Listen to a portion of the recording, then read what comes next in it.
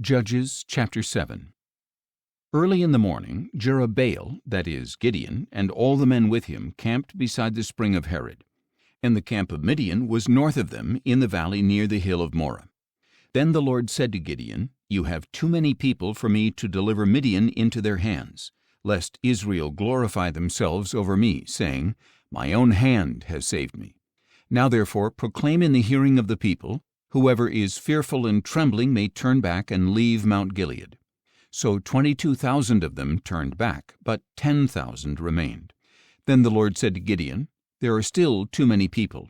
Take them down to the water, and I will sift them for you there. If I say to you, "This one shall go with you," he shall go. But if I say, "This one shall not go with you," he shall not go.' So Gideon brought the people down to the water, and the Lord said to him, 'Separate those who lap the water with their tongues like a dog from those who kneel to drink.' And the number of those who lapped the water with their hands to their mouths was 300 men. All the others knelt to drink.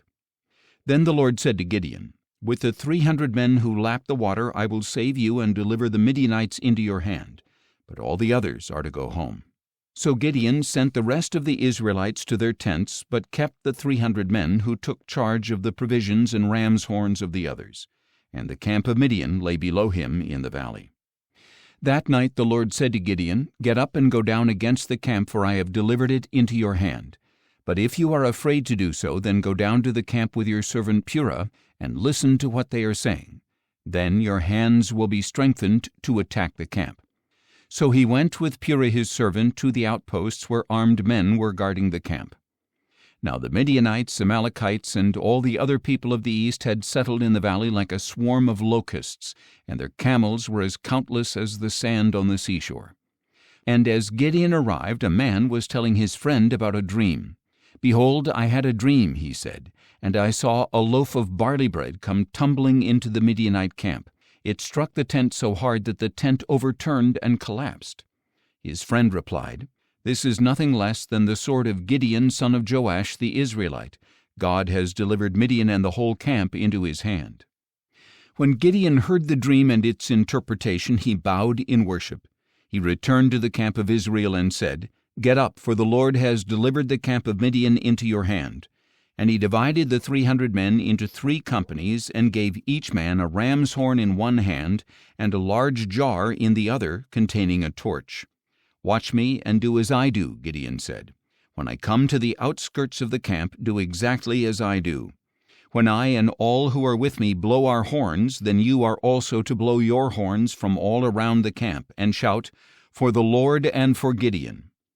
Gideon and the 100 men with him reached the outskirts of the camp at the beginning of the middle watch, just after the changing of the guard. They blew their horns and broke the jars that were in their hands. The 3 companies blew their horns and shattered their jars. Holding the torches in their left hands and the horns in their right hands, they shouted, "A sword for the Lord and for Gideon."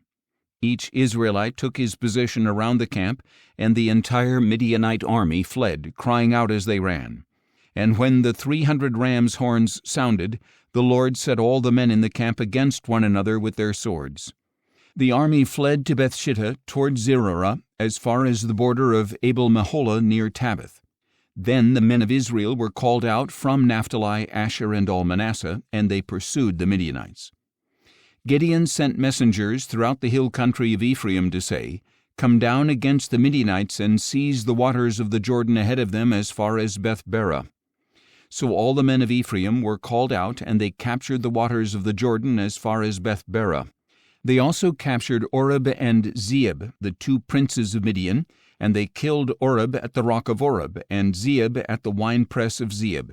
So they pursued the Midianites, and brought the heads of Oreb and Zeeb to Gideon on the other side of the Jordan.